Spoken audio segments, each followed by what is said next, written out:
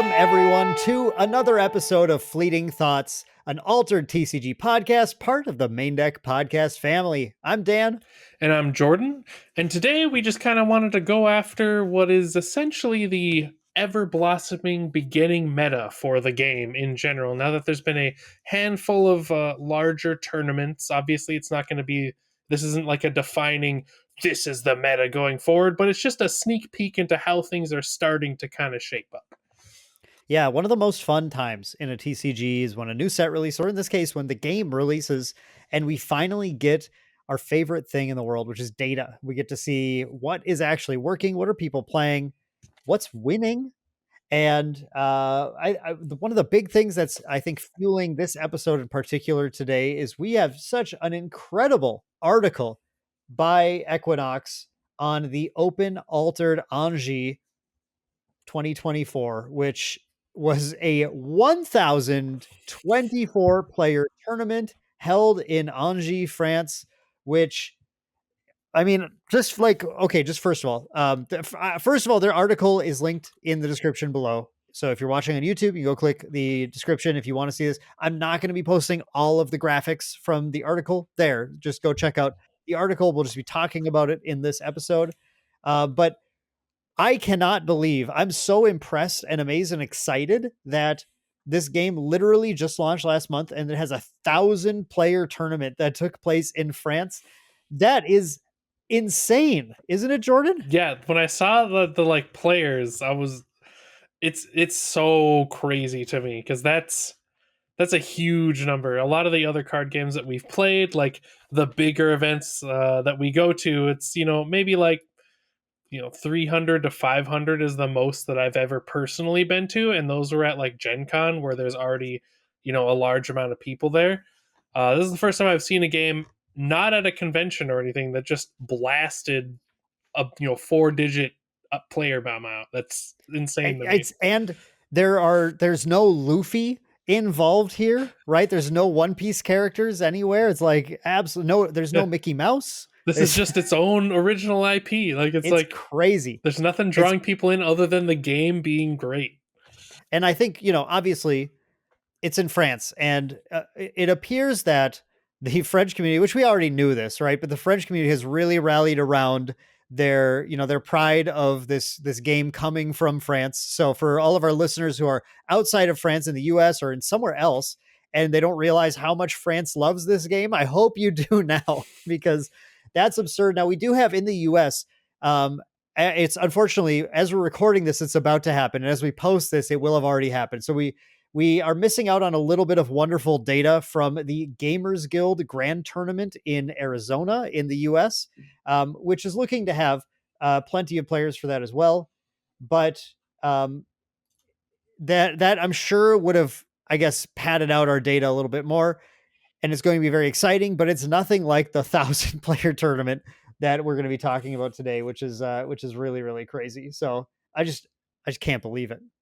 Yeah, it's great. And I'd have to give props. I think you already did, but I got to give double props to the article they made. It's such a good article. It has all of the types of data that you are going to want from a breakdown for a tournament. Sometimes there's, games have third-party members of the community that'll draw stuff up like this. It's really nice to see the company that hosts the game posting this and posting it in such a good way. They have a bunch of nice looking infographics along with the deck list for the top players and a little bit of a blurb of like what their favorite card was. And then they also have some extra bits on the bottom as well, going over, some community members' favorite cards, stuff like that. And they have a featured artist as well and a small interview with them. So it's like, in addition to having all the data you want, it's just a cool like snapshot of what's happening in the game community as well. Yeah, if this is what we can expect from Equinox going forward, this is incredible coverage. And so many TCGs would kill. TCG players would kill to have coverage like this for their favorite TCGs. It's like this is good. Equinox, keep this up. This is really, really great. So we're going to be talking about that today. We're going to talk about the results of that, what it means, what we expected, I think, going into the meta, and then what things shook out. Because I know, Jordan, you were talking about how this caught you a little bit off guard I had mentioned in a previous episode, I said, yeah, looks like War Room X is strong. And you're like, oh, really? I didn't know. Yeah. Yeah, Well, turns out here you it's go. pretty good. So before we jump into all that, Jordan, I just want to do a little bit of low level check in with you. How's your altered gaming at the local level going? It's going quite fantastic. And actually, when I checked the app the other day to kind of like sign up for my local tournament at my friendly local game store, I noticed a handful of other shops are now on the map as well. So now there's even more shops that are adopting the game, which is very Ooh, exciting to see as well. So it should be no problem for me to fill out my cool adventure pass if I need a little extra shoring up or some extra practice. At our that local is shop, though, they've been doing they're like blasting. It's actually very exciting. Every Monday we have just like casual constructed, and then every Saturday they've been doing various other modes. So they've been kind of shifting back and forth between draft and sealed, which is super cool. And this last nice. Monday we had a 2v2 constructed tournament, and that was so good. Oh man, I love the multiplayer. The 2v2 works so much better than I was expecting it to, and in a lot of ways I wasn't expecting it to, and it it was very good. It's very well made. We Yeah, can tell they you thought guys about it ahead of time. I think it was actually your wife who came onto one of our group chats and was just like, "It's so good. You guys have to try this." You guys are really loving it. So that's awesome. You've inspired me now just before we started recording. I'm looking at the potential of putting something cool like a double box tournament, like the 2v2 tournament where the winning team, each player gets a box or something. I think that sounds like it could be a lot of fun for people to explore and give people. The reason I want to put a prize up is I want to give people a reason to sit down and like strategize. Hmm. I want people to go into this and go, okay, I want to try and like I want to break the format. I want to come up with a super winning strategy rather than just kind of taking. I guess I think I could just put it in locals and people just grab like, oh, I'll just play whatever with a buddy or whatever and just. But I want people to think about it a little bit. Yeah, that's one of the things I'm excited to play it again because the first tournament, everyone, this is the first time we're doing it. I think most people just kind of brought whatever their favorite constructed deck was at the time and just like, we'll just send this, no big deal. But like after I played it, I was like, yo, there's so many cool things I could do to make like a 2v2 specific deck. That would be super sick. I'm very excited to explore that space. Yeah, that'll be a ton of fun. We yeah until we set that up, our locals have just been regular old constructed, but getting people in. We've had people coming in from a bit out of town recently, which has been really cool. A couple different nights, we had people from different parts, cities just a little bit further out from here, seeing that we had our events up and swinging down and playing. So we've had some good attendance. That's been really nice. I've been playing my Muna ramp deck, which I really love that deck. It's so good. My turn 3 Hydrocanas. Um, I was gonna say before my tournament this last week, I was gonna say people in my area aren't respecting removal, and that's why I'm winning with it. But the last event, I my first game, it was just a fluke. I drew none of my ramp whatsoever, and I was just playing like this weird kind of Tasia Naura grind up, and still was a turn off of winning, like almost got there. It was like really close. But then he had enough time to kind of set up some big Bravo stuff, and then I just couldn't close it after that. Um, but even the other games, my Hydrocanas kept getting answered, but tough is so good. It was they every time they would go for it and be like, well, you have to pay 2 extra, 3 extra or something because I try and I anchor the plants down when I have the start player. I try and put a plant out right away to make sure my hydrocanas are as tough as possible, and they just lose a turn. They like it's so strong in Muna. I'm just gonna go over a quick mini synergy that I never realized until I really started playing this, but when all your stuff is tough and there's a must remove target on the board with tough, well, not all your stuff, but your must remove target has tough, right? Then they spend their turn removing it, and you have one or maybe even two anchored things in play still. Hmm. And sometimes you just go, oh, cool, Double advance anyway. pass. Yeah. I just double advance for free this turn. Or if I have the second Hydrocator, it's like, cool, here's the other one. And then I still win both sides that round. And like, it's Yeah, I've been pretty impressed with it. I've been really impressed with the tough keyword on rare Hydrocana in particular. That has been just an absolute house. It's been a ton of fun.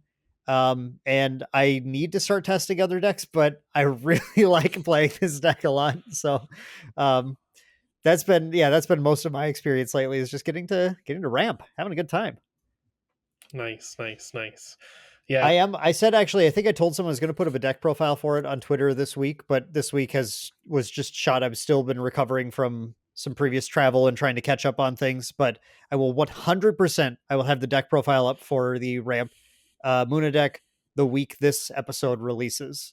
Um, Likely like the day after this episode. Actually, that's probably when it's going to come up. So All right. just so people know. Okay. Then I guess I'm doing a little more yapping here, real quick, because before we move on to the main topic, I need to mention to people if you do appreciate the fleeting thoughts, an altered TCG podcast, part of the Maindeck podcast family. It's my running gag to just say the whole name every time. I don't need to, but if I just like how long I made this name for no reason. Um, if you really do appreciate this, of course, you always can show us your support by liking the video, commenting down below with your questions, your feedback, your thoughts, your ideas. And if you are on a podcast platform, you're listening, I know we got a lot of listeners on Spotify, on iTunes. There's a little way to leave a 5-star review on there. You go find that and leave a 5-star review. It really helps us with the algorithm, helps us get found by people, and helps Altered itself get found because I guarantee there's some random people clicking on this like, I don't know what this is. I'm going to listen to it. And if you're still listening here, thank you. But you were probably a result of the algorithm finding you. So that's really cool. But yeah, thank you all so much for all the ways that you support us. Now, Jordan, can you do us a favor and just introduce everyone to we already talked about a little bit, but the Open Altered Anji 2024 and the article and what's going on? What's this all about? What are we seeing here? Yeah. So I love how the article just gets right into it with the stuff that you came here for, at least what brought you here in the first place. It opens up with this great infographic showing the meta breakdown of the percentage of each character and faction that was played in the tournament overall. And like you said before, and we kind of alluded to, there's a handful of things that we were expecting, and there's a couple that were a little bit shocking that I was also like, whoa, I didn't expect it to be so low on the list. But things I did expect to see, Fen and Crowbar being quite high. Mm, Sigismar and Wingspan, I of course expected to be high. yeah. Teja and Naru, I didn't expect to be as high as it is, but I expected it to be on the board at least. But it is like, and the overall, it is the biggest chunk there, which was very interesting to me. I will say that, yeah, um, I think I was also surprised by how big the chunk was. Although, of course, I'm a true believer in Tasia and Naura, so I expected it to be on here somewhere because it truly is they're just a powerful hero that just puts value on the board, sometimes in really strong ways. We think about how Sigismar and Wingspan puts a 1/1/1 on the board every turn. A lot of the time, Tasia puts +1/+1/+1 for 2 turns every single turn, which is kind of like having a Buddha every single turn, Mm-hmm. which if that were the case, we would have seen Kojo and Buddha add another 13% or so in the share rather than where they're sitting at. Um, Speaking of just this, what kind of like what stuck out to us here, but Basira and Kaizaimon and Kojo and Buddha have very similar share sizes at 6.3 and 5.8% respectively. And that did surprise me a little bit. Like I like Kojo and Buddha. I like that play style, but I had thought going into this metagame that Basira and Kaizaimon would be in that upper echelon. Like I would have guessed Tasia and Basira switched. I would have guessed Basira was like near 20% and Tasia would have been more like 6 to 10 or something. But kind of surprised me to see Basira lower and Kojo right alongside. How about you, Jordan? I'm actually surprised in general that there wasn't just more Bravos, because the Bravos aggro is a popular deck and it's all over the place from my experience anyway. I personally play it quite a bit. And I was actually expecting Kojo and Buddha to be higher rather than Basara and Kaizaimon, because Oh, okay. I'm in the camp where I think empirically Kojo and Buddha is the best character for Bravos, hands down. simply Wow. because Hot uh, take. it's with Bysire and Kaizaimon, you get essentially +2/+2/2 over the course of 2 turns. Same thing with Buddha, except Buddha is also a body that doesn't require you to have to play something that does something in order to even get the benefit. You just get the benefit. So, in my opinion, it's much more flexible, and being able to play around those on off rounds gives you a lot of potency. Like one thing I like to do is because I play the a ramp variant where you can open up with ramp if you're going first because you already have a body that has to be contested. You can get away with not playing a character and Mm. focusing on ramping in the early Hmm. stages of the game where the ramp is the most potent. And Hmm. with Basaria and Kaizaimon, you have to play something, and you have to play something that is gaining a boost through something to even do your power. But Let that's just me, my thoughts on it. yeah, no, I think that's a totally valid perspective, and there's certainly huge benefits to Kojo and Budo. Let me just throw out there just a small contention and kind of just a different angle to think about this with. But Kojo and Buddha puts out, I mean, as you stated, the two of them have similar output in their stats on the board. 2/2/2 every other turn versus 1/1/1 every turn. It averages out. But in altered, your raw stats don't translate to raw progress. And by that I mean that if a Buddha out there as a 2/2/2 would have won you what a 1/1/1 would have won you, then that 2/2/2 didn't actually matter, right? So in some way, having a 1/1/1 every single turn is giving you the small advantage that you need to win every turn, versus sometimes you might waste that extra advantage from having the bigger body applied every other turn, right? But as you said, it's just it happens. There's no stipulation to get Buddha. Well, there is, but I mean, it just there's no, you don't have to have the right setup, right? Basira, you do have to be playing the things with get the counters, and sometimes that's like you need to put a Haven in play and play something from your reserve in order to even have an ability or whatever. There's some stuff there. Um, and Kojo and Buddha also doesn't lock you into playing specifically things that do a particular thing in order to Mm-hmm. get, yeah, which we've seen definitely, like we in fact in our review, the video the other day where we're reviewing various people's uniques.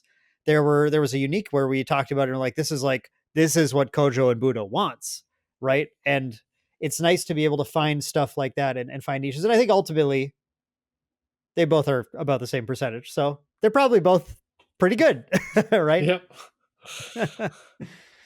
um, Another one that surprised me here is, and this is my fault for just not really paying attention as the set came out and as people were really talking about it. I know one of our locals, Corgan, has been really grinding this deck, but I was so happy to see Tristan Rossum as the most represented Axiom deck. Um, Tristan Rossum is such like a weird, like value oriented hero that doesn't put raw stats out, just like needs the deck to carry it, but like creates this little value engine or whatever.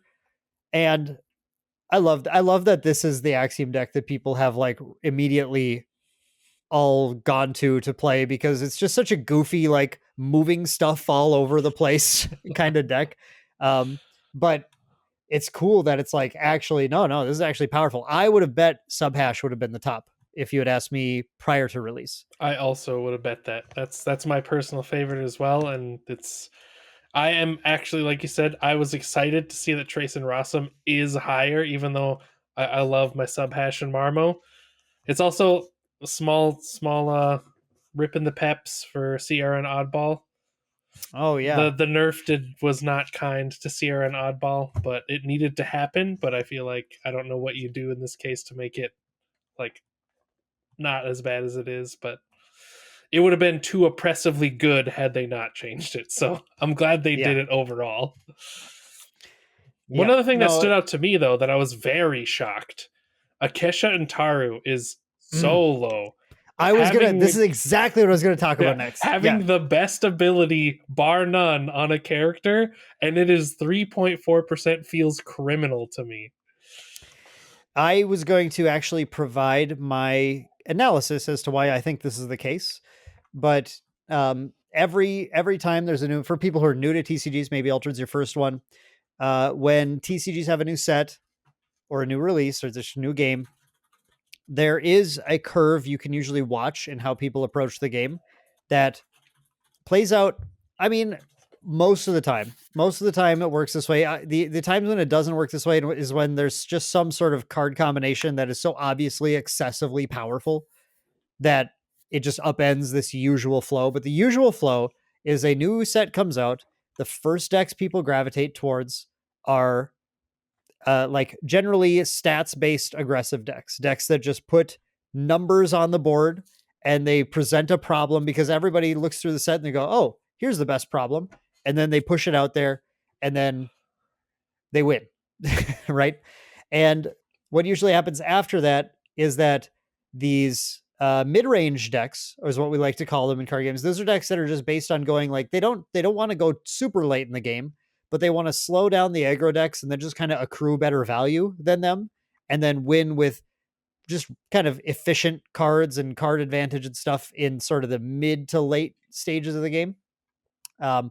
And those come in and they play things that just are, they'll like take care of whatever the problem is from the stat based aggro decks, and then they win.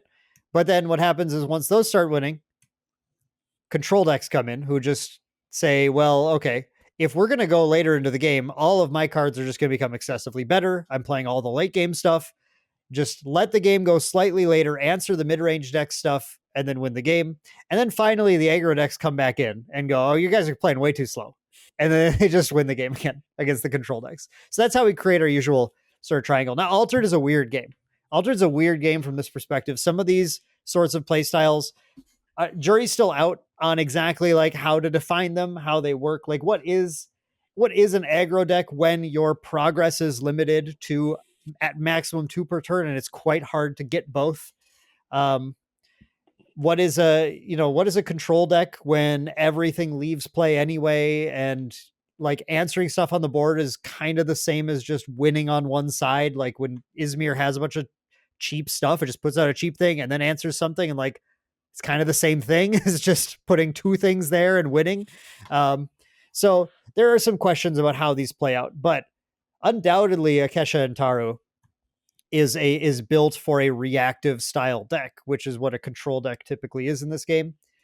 So it doesn't surprise me to see it at a lower percentage right away, just because it's going to go up against decks that just go a little faster and put stuff out that's hard to answer. And it's going to go up against Ortis.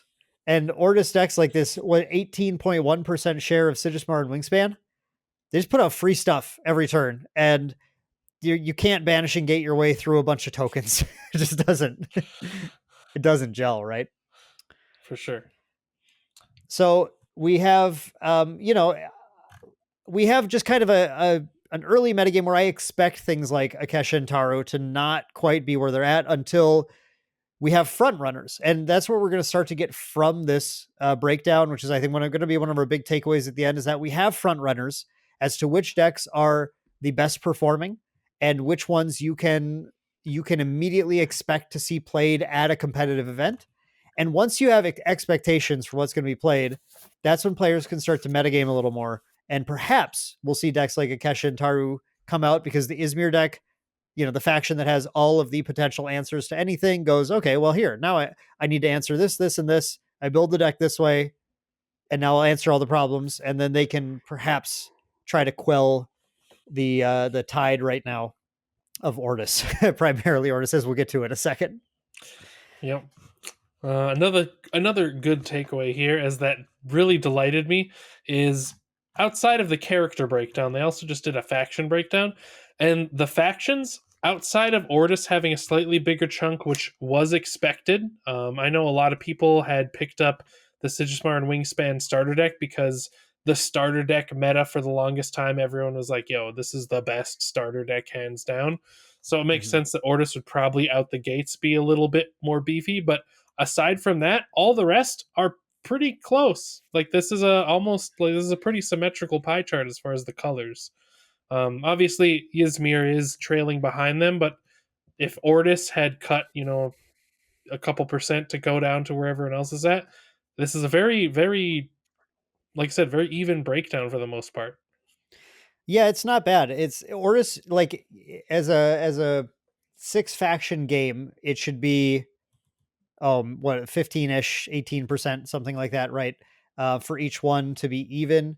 And Ortis is at 26, which is, that's more for sure, but it's not like excessive. And I was happy to see just at the bottom one, Izmir like even though it's trailing behind, it's still at 10%, which is a respectable amount. So it sounds like it looks like there's a lot of people who do see a lot of value in all the different factions right now.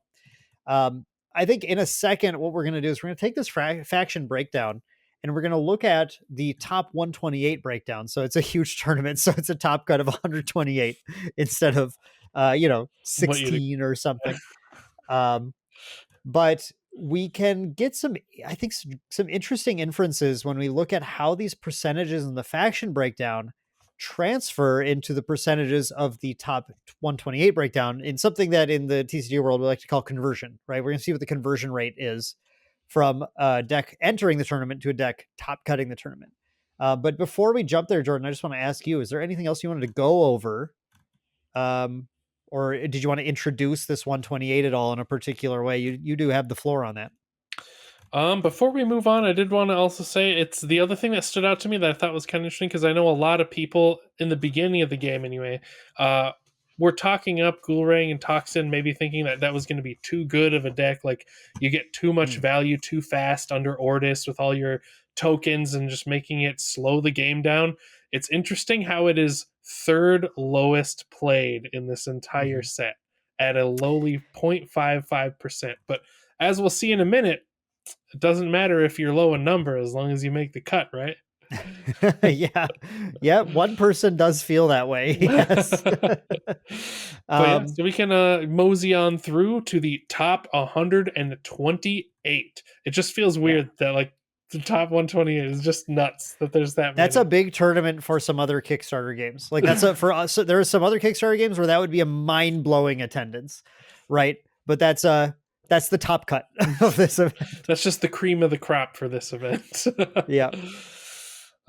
Yeah, so it's looking slim pickings. The one thing I saw and noticed that is the pink section here is all of a single character carrying the entire workload on their back, which of course is Fen and Crowbar. But all the other factions at least have two. Most of them have three.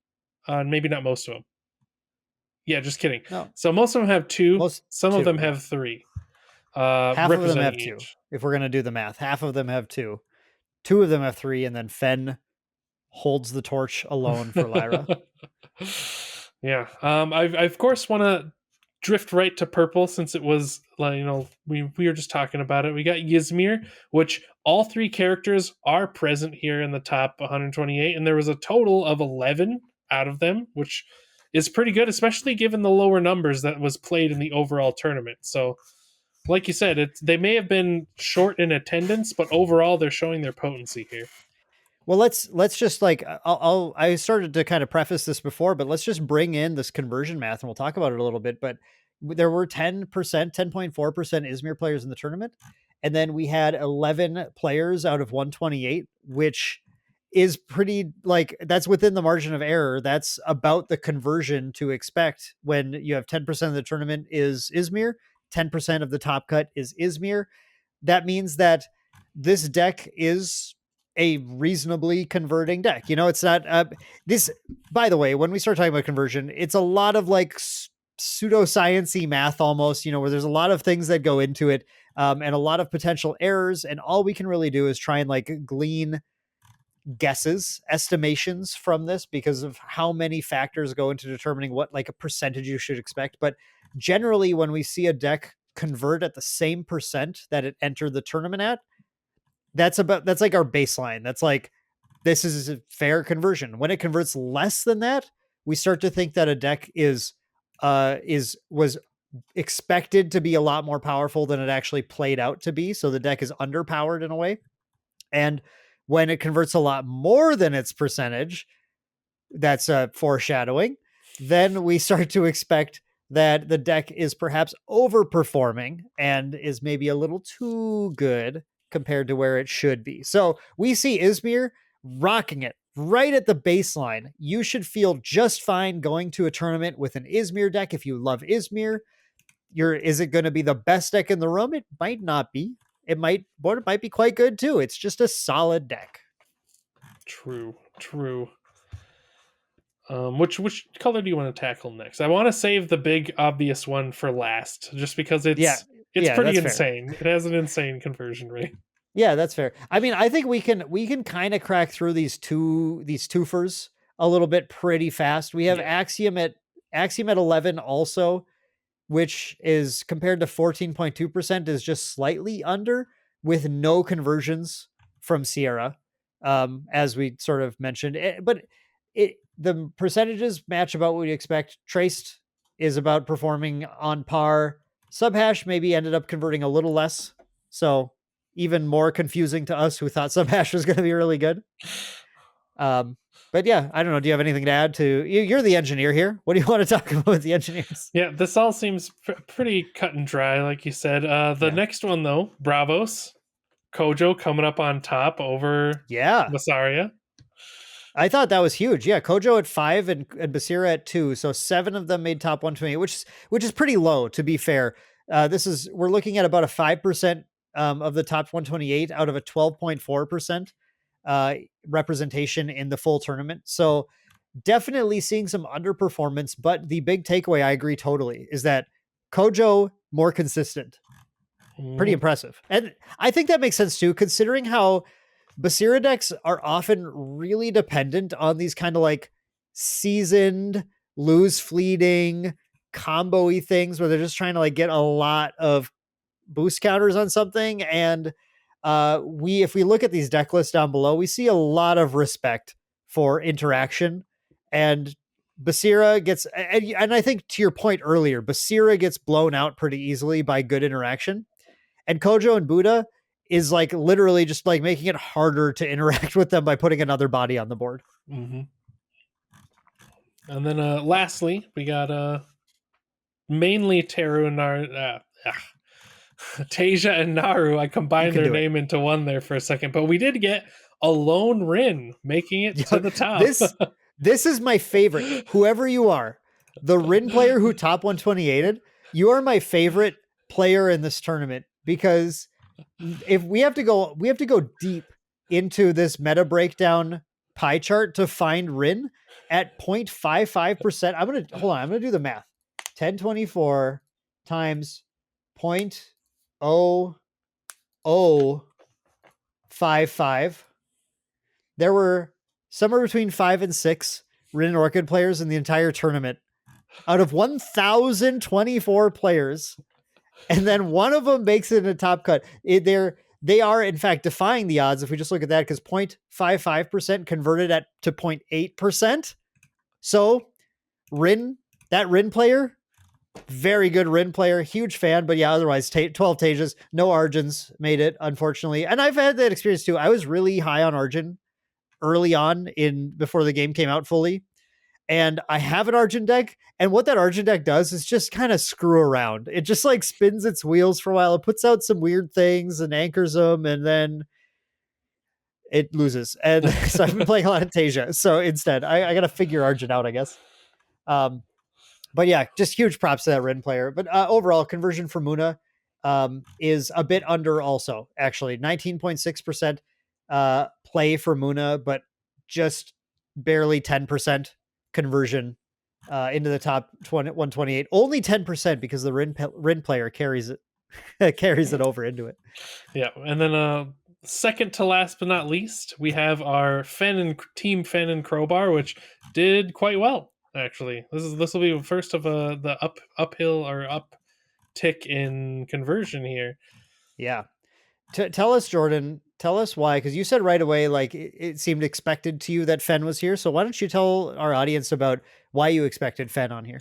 I expected Fen and Crowbar on here just because they're able to shell through their deck at a extreme rate with the character ability, which gives you a lot more flexible options, and it gives you those options faster. That like anyone who plays card games knows that being able to have options faster than your opponent generally gives you more flexibility in any strategy you're doing, along with, in this game in particular, you can craft cards in your deck that have different costs from reserve and hand, allowing you to sometimes play those more potent effects cheaper and earlier without having the barrier of having to play them from hand first. It just opens up so many more options, and the main thing, just seeing the cards that you want to see faster, really helps a lot. And that's what Fen and Crowbar does best. I have a takeaway in general that's going to get a little bit into the next section of the article here. But just maybe in the interest of time anyway, we'll just kind of throw a little bit of that in. But Fen and Crowbar's big thing is that they take away some of your agency over what you can, what cards you want to mana and everything. And in exchange, you get a resupply every turn. This is basically how it maths out. Instead of drawing two and resourcing one, you draw one, resource one, resupply one. But you don't get to choose what you're resourcing. And if we look at the most played rares in every faction, there is a very clear mechanic that shows up on most of these cards, which is resupply. The clear most played rares in Lyra and Muna are rare Aloe Vera, who has the at noon resupply and the ability to anchor itself when you play it. The most played rares in Axiom and Bravos are both Haven, Bravo's Bastion, the rare version of which has a resupply built into its when played. And in Axiom in particular, there's ways to reuse that, which is nice. And then just tangentially, in Ortis, the most played rare was Baba Yaga, who doesn't have a resupply, but does have draw a card, which is good too, Yeah. obviously. But ironically, in Izmir, it was Helping Hand, which isn't a, is a it's a Bravo stat based card that doesn't really have anything to do with what you usually expect Izmir to do, except it's obviously a key card in the Afanas decks that were the most successful Izmir decks in the tournament. Mm-hmm. So I just think that Fen is really just it's just clearly showing this tournament in general, clearly showing the power of resupply, the power of having more resources, having more cards available than your opponent. And Fen was obviously leading the way with that as someone who converted. It's only 0.2% higher than their play rate. But if you consider that their play rate is also has a bunch of like Navenka and Arak decks that were trying to be played also, and the Fendex converted as much as the entire faction was played, is definitely overperforming. Yeah. And kind of like you were saying with the resupply, under Lyra specifically, it also helps you sometimes just randomly win because of Lyra Festival. Being able to put stuff in your resupply means you have more access to fleeting on demand every turn for the Mm. most part. And if Hatter hits your resupply, you have an easy way to anchor something. So with that resupply, you can, you're able to push the board, and then randomly you're just like, well, I'll just play a Lyra Festival and I have the stuff resupplied that I need to win the game now. So we'll just end Yeah, it. it is really worth mentioning that the Fen and Crowbar list that was in top 4 did have 2 copies of Lyra Festival Mm-hmm. as well. In case people were wondering about this deck, I mean, I've seen a lot of people trying to go like Turbo Lyra Festival and then just losing to permanent removal, but it appears here instead what we're doing is just like sort of a control based deck that can win by just progressing normally, but then also just goes, actually this turn I'm just gonna win because I have Lyra Festival, which is yeah, pretty sweet, pretty solid. Okay. So now we're going to get into the big juicy numbers. We Yeah, got Ortis, who on all fronts did very well.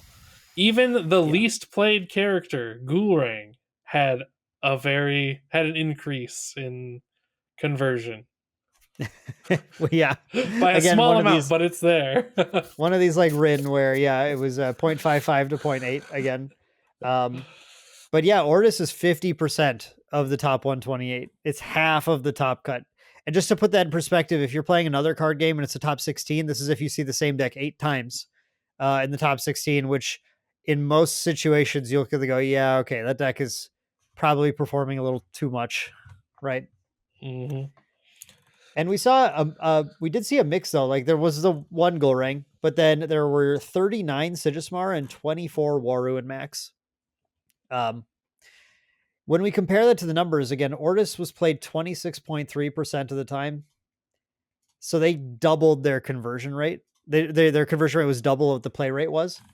And Sigismar was 18 to Waru and Max 7. Here, Sigismar is 30 to Waru and Max 18, which feels about the ratios pretty similar between those. So we're seeing both decks. Basically, that means to me, both decks are about the same like quality, right? It's not like clearly, Waru and Max showed Sigismar up Mm-hmm. and one more. It's just they converted about the rate we expect them to. It's just that they both were over converting, right? By a fair More, margin. yeah, more in general than they should have. So yeah, I mean, the big takeaway from the top 128 here is that Ortis is insane. Ortis is insane. The other decks are playable, certainly playable, but Ortis is definitely in this first event showing itself to be the strongest choice right now, immediately.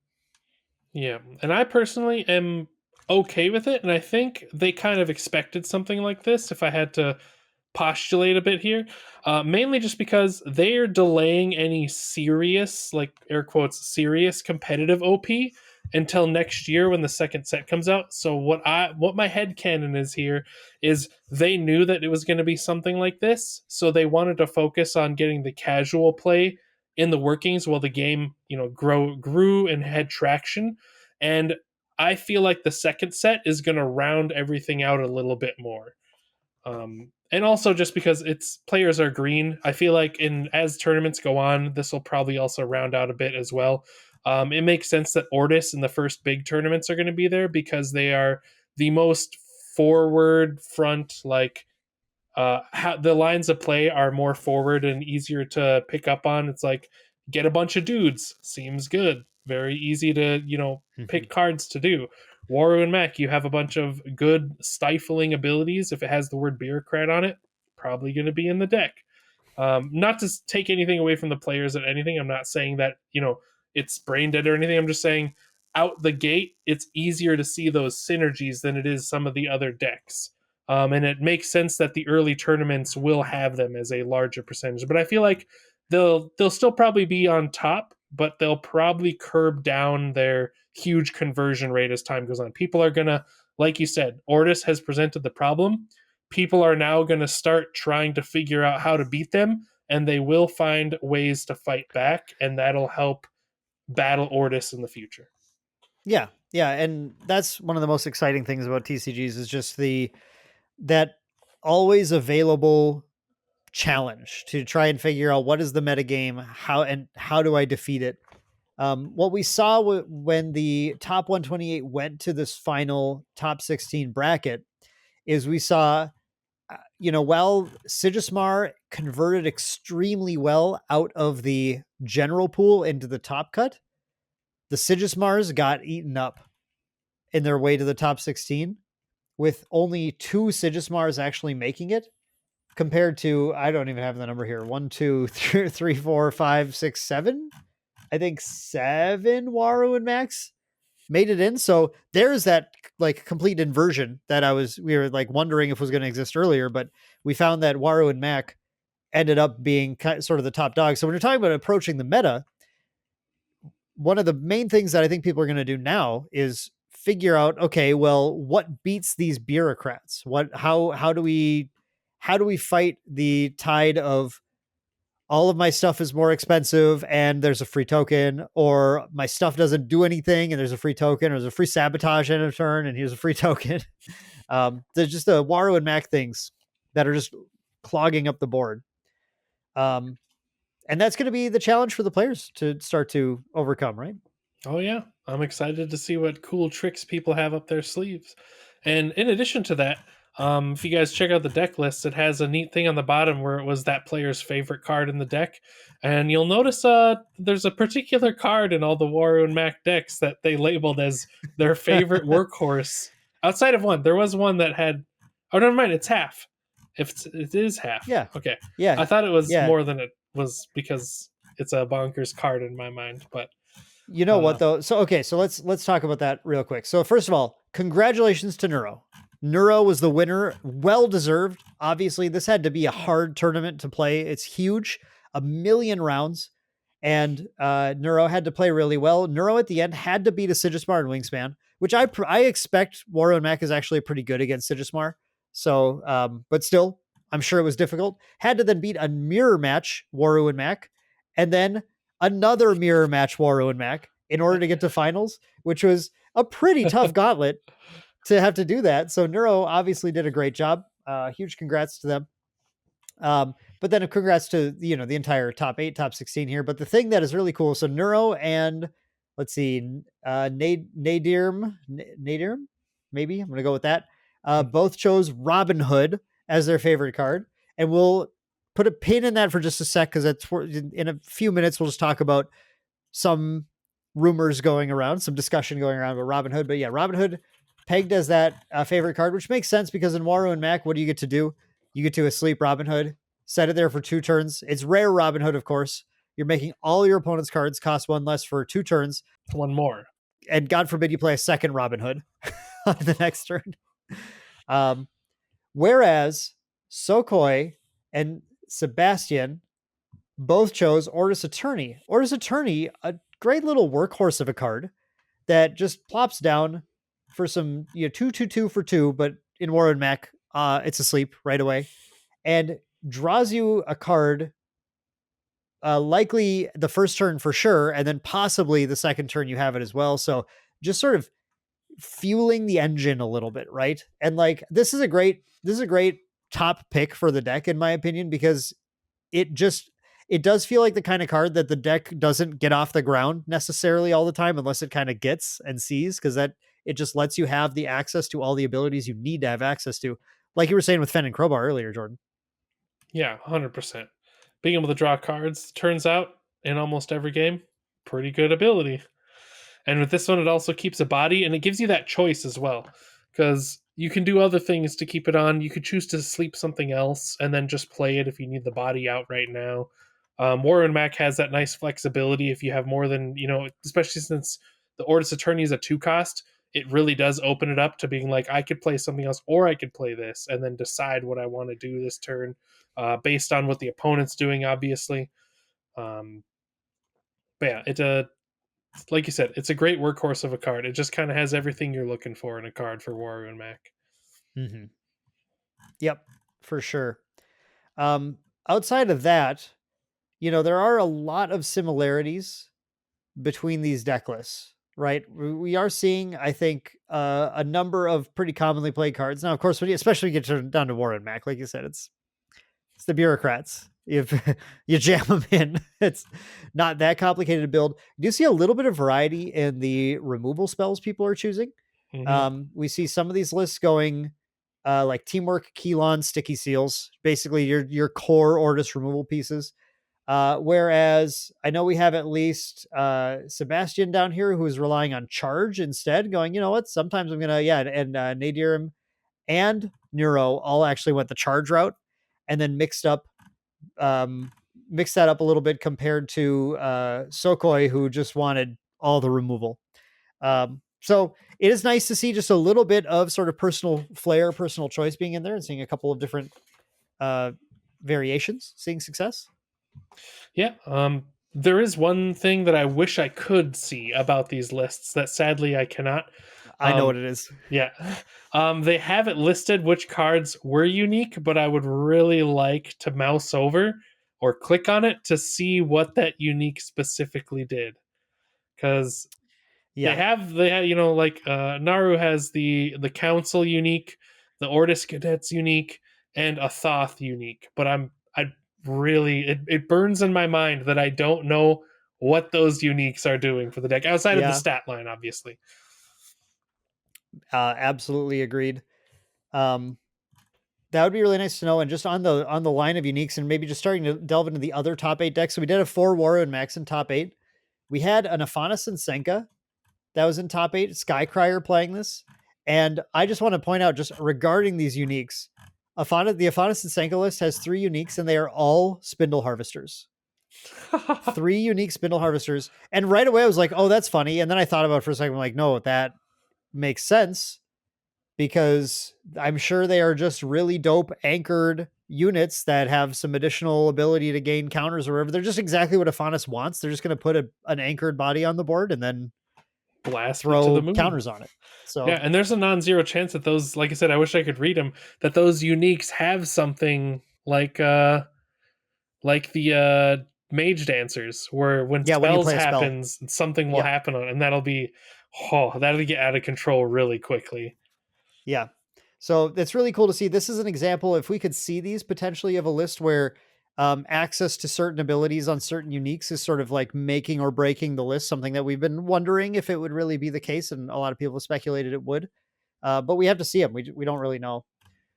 We did have 2 Fen and Crowbars that did make it all the way to top 8.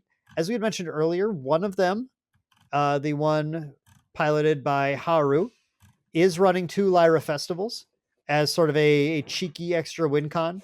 Whereas the other one, and this kind of did surprise me, had no Lyra festivals at all, and is just and none of the big end game either. I don't know what I've been building because I've been building decks wrong, apparently, but just relying on things like Anansi to get huge value, Hatters for decent stats, Cernunos. Rare Cernunos has been a common card. I think it's in both of those.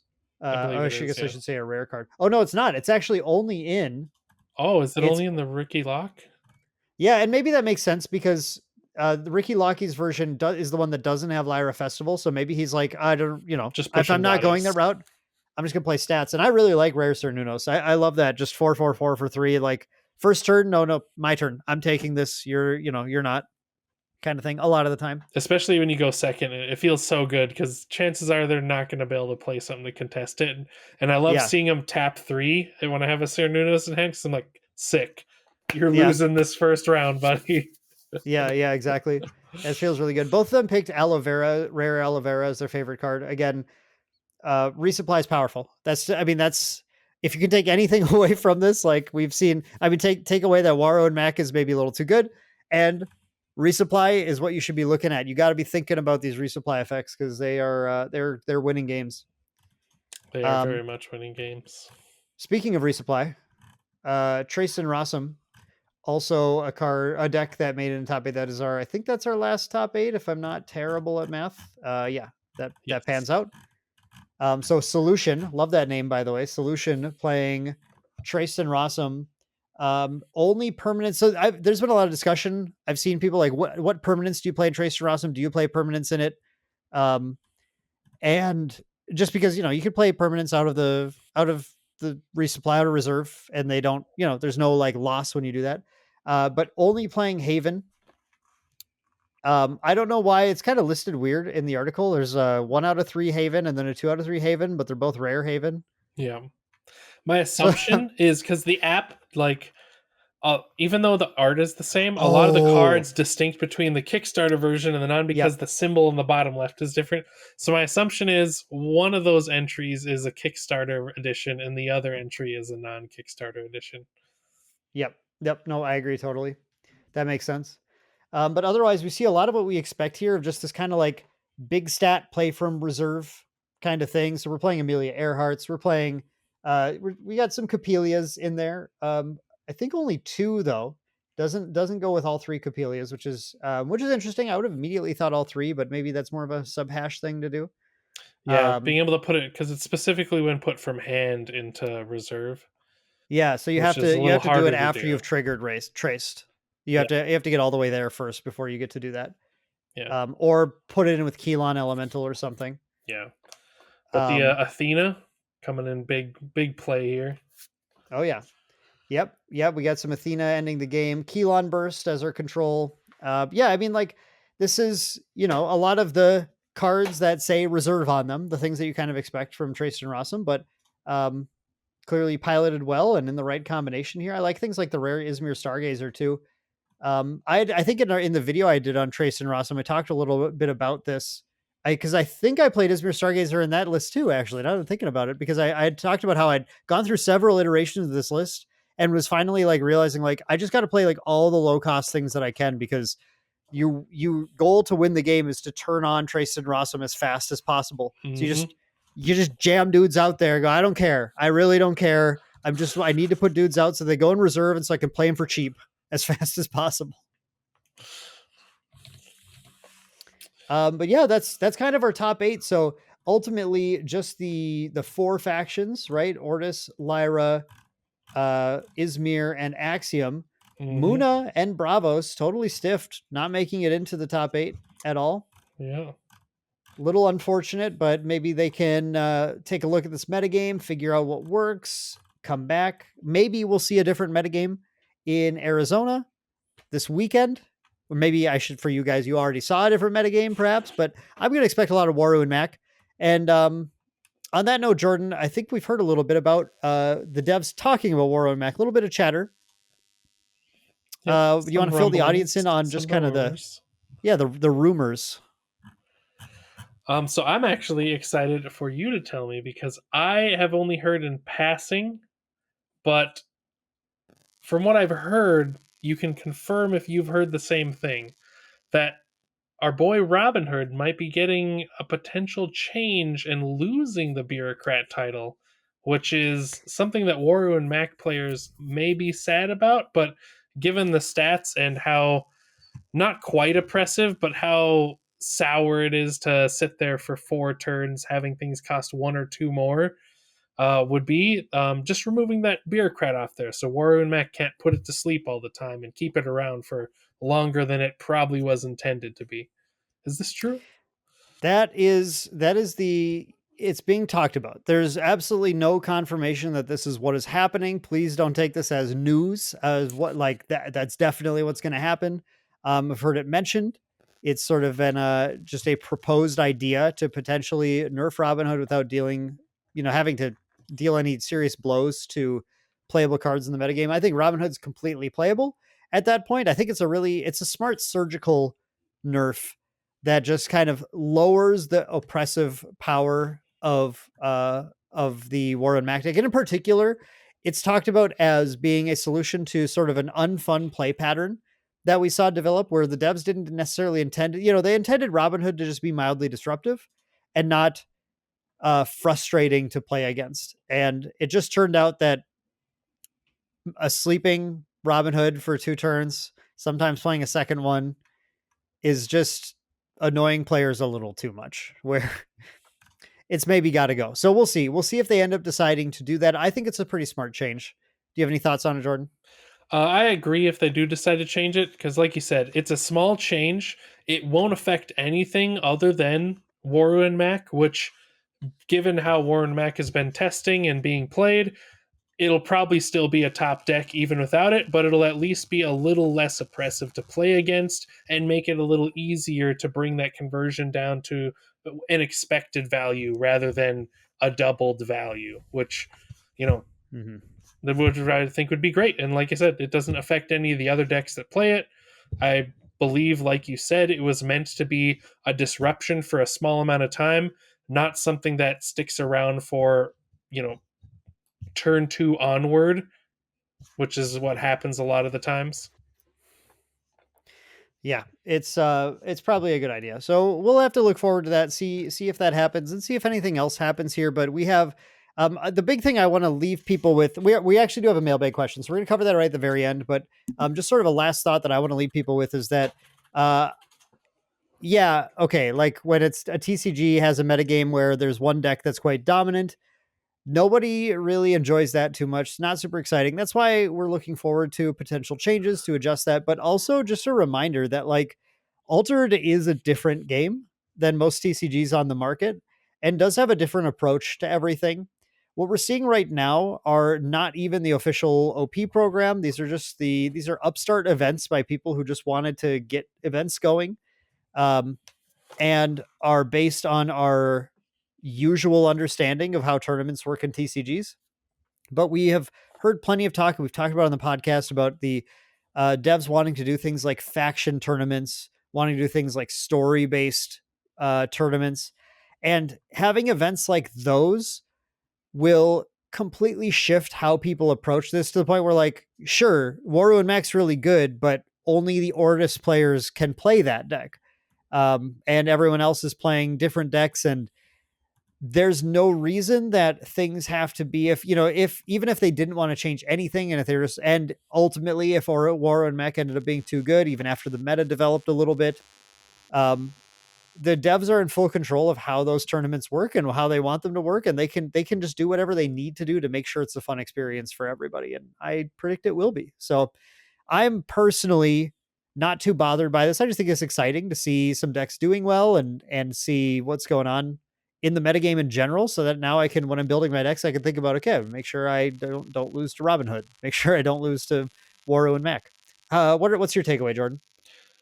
Very similar actually, because one thing that gave me confidence too is I don't know if they had any sort of prizes for this, but they could easily do prizes in the future, and I think it would be a great way to shore stuff up, like you said, like only Ortis players can play Waru and Mech, because they, in addition to all the other data we went over, they had a table that showed the best performing player for each faction. And that, you know, they could easily extrapolate that in the future if it makes things a little better for, you know, all people involved, to just, instead of having a traditional, you know, top cut competitive level like they had here, they could easily pivot to be like, all right, we're going to have a tournament where there's a top, you know, X for each faction, and the prizes are divvied out in that way. That way, even if there's one faction that is crushing the other factions can still be like, well, I'm the best, you know, Axiom player. So Mm-hmm. I don't really care that Warren Mac has a conversion rate of ×2. I'm still the best in my playground, Yeah. kind of deal. Yeah, So exactly. I mean, that's exactly the kind of thing I'm talking about. That is why I'm not too worried. I'm excited to see that Equinox is quick to respond. If one thing about Altered in general that has been true, it's been Equinox has done everything they can to fix any problems as fast as possible. And it's been really nice to see. You know, there have been problems with the app, problem with creating events, problems with whatever, and they keep fixing things, and that's always really nice to see. yeah, and another reason why I have full confidence in them too is because from the day we heard about the game, in their cool slideshow, they mentioned the print on demand feature, and one of the features specifically why they wanted to do print on demand is for things like this. If they do find something that's just overtly busted and they want to errata it in any sort of way, unlike other card games where it's really difficult to errata because, you know, so many people have these cards they spent money on, it's going to be hard to get cards into people's hands. In this game, they just make the change and then just give you a notification in the app once print on demand is there and be like, hey, we'll just send you a free X copies of this cards that you own. Here's the new text on the new card. Here you go. Oh, we see that you foiled this card. We'll just preemptively give you, you know, foil copies. And that's something that they could probably do fairly easily when they do want to errata something. And that, you know, reduces the pain point of errataing cards in the first place. Something like that could get pretty expensive, but there are also in betweens at how to do that. Like the obvious version is they can just make the change in the app, and they go, okay, well, you can print out new ones, or you can keep using your old ones if you want to. You just have to play it as the new text. That's the same way TCGs currently do it, but strictly better because there's an option now to print new ones. So I wouldn't be surprised if that's all they did. There's also ways to like apply some credit to people's accounts or something, you know, just to that could be spent on print on demand if they wanted to print new copies or whatever. Any number of options if they do decide to go the route. I think we don't have confirmation still that they're going to errata the digital versions of cards, but I'd be surprised if they didn't, because it really just feels like kind of the obvious thing to do. 100%. And yeah, last but not least, like I said, I think they expected with one set that things might be a bit skewed, and the true OP circuit isn't going to start till about roughly the time where the second set comes out. And I feel like, based on what we've seen already, which we'll probably be talking about that sometime soon, there's already some wild new mechanics that they previewed with the three few cards that there's probably going to be a lot of tools in the toolbox to help shore up all of the matches equally to make it a little bit of more even playing field. And I have no doubt, based on their testing team and stuff, that they have stuff in store for us to kind of even the odds. Yeah, we will certainly be talking about Trial by Frost, which is the teased second expansion already, in the near future. Just not in this episode. We have too much to talk about here.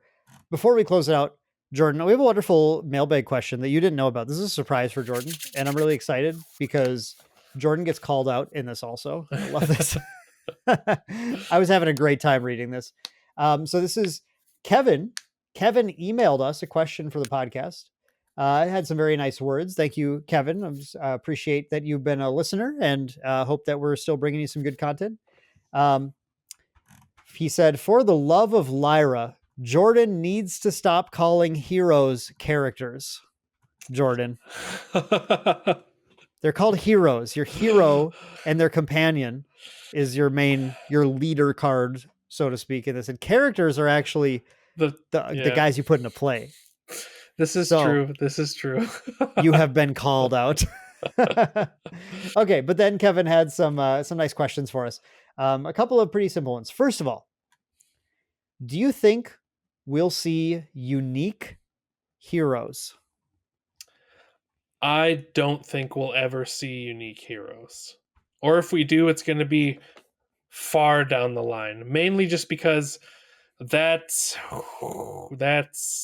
a big can of worms to open up that can open the doorway to a lot of not great things. And in theory, it sounds great until it happens and you're like, this is a nightmare.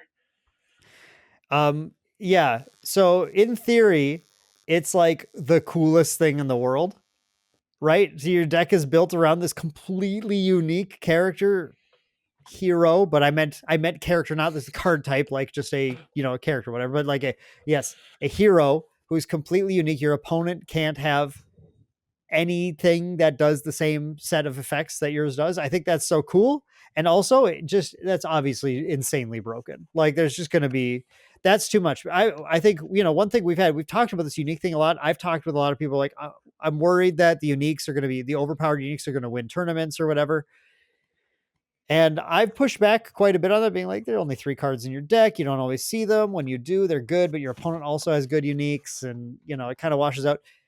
But I do feel like if you had a leader hero unique, oh my God, Kevin, don't go after me too. You had a hero unique that was a little too powerful. That might give you too much incremental constant advantage. Yeah. And the main thing for me is you can't remove a character, or you can't remove a hero. Yeah. Unique characters, all of the tricks of the trade in the game in general inherently can do stuff to that character, meaning you can remove it, you can put it to sleep, you can put it in reserve, you can do all kinds of X things to combat a unique character. A unique hero is there, and there's absolutely nothing you can do to combat it with normal mechanics as the game currently stands. I'm going to take that idea because it just got my head kind of cranking a little bit. And I'm going to spin this off into my own question before we go to Kevin's second question, Jordan. But okay, what if they printed a card in the future? Let's say it's an Izmir card or something that costs 1 and just says, send target unique character to reserve. I could just like insanely cheap removal. That's just, it's called Even the Odds or something. That's the name of it. And it's just, oh, you're unique? Nope. It's gone. I feel like that's probably already in the cards for the game. We just don't know about it yet. Like it's in that future set. Because it being such a pinnacle of the game, there's got to be special interaction that interacts with specific things. I feel like it'd be really fun just to tell those people, oh, if you don't like people's uniques, then just play Izmir. Whatever. Like that card would probably be played in most Izmir decks if it costs 1. I can't imagine you wouldn't play it. Because it's that beauty sleep, right? You just kind of like, whoops, actually, sorry, you were trying to win the game with unique. Now I win the game. But then again, I mean, maybe beauty sleep is just better than it. I don't know, babe. Yeah, I would say I don't know if I'd run that card all that much because I started thinking about more. Uniques hit the board, but they don't hit the board as often. I mean, I'd maybe run it as like a one of, like a cheeky one of, and if I get it in my hand, be like, oh, they're unique, going in the dumpster can. Just to make it more fun, it doesn't have fleeting.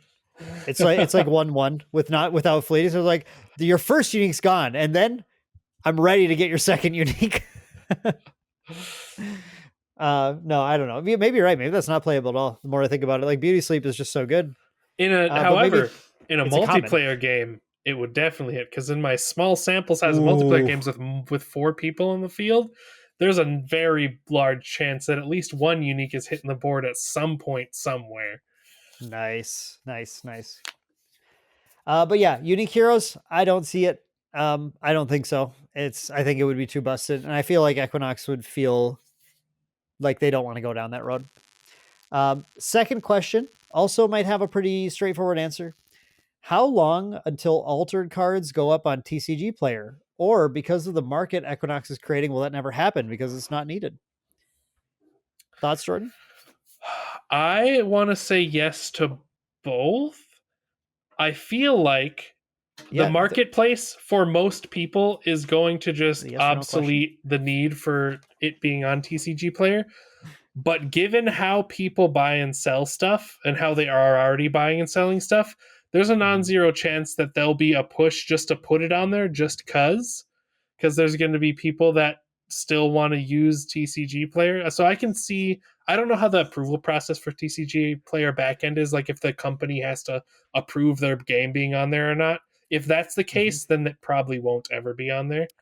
I have a Um, little info on that. okay, so yeah, maybe you can Um, enlighten me. yeah, and I don't know that this is always the case, right? So like TCGPlayer owns TCGPlayer, and eBay owns TCGPlayer actually, but they can decide to do whatever they want on their own site. So whatever I'm about to say, I might be wrong because they might just decide otherwise. But typically, with most, especially in the age of Kickstarter TCGs now, when you make a TCG and you want it to be on TCGPlayer, you have to go to TCGPlayer. You have to provide them with the data set that they need to post everything arranged in the correct way, like the setup structured the way that they need it to be. And then you have to pay them to do it because then they have to have some of their staff take their time to add everything and then upkeep everything set after set. So typically, a game is not going to appear on TCGPlayer. A lot of people message TCGPlayer and they're like, why don't you put this on? That's not typically how they do it because TCGPlayer will take that feedback sometimes to know who to ask. If they're like, oh, we have a huge audience who wants to buy uh whatever, Uno the TCG, but that would be kind of sick actually. But whatever. They have a huge audience who's asking to buy Uno TCG cards.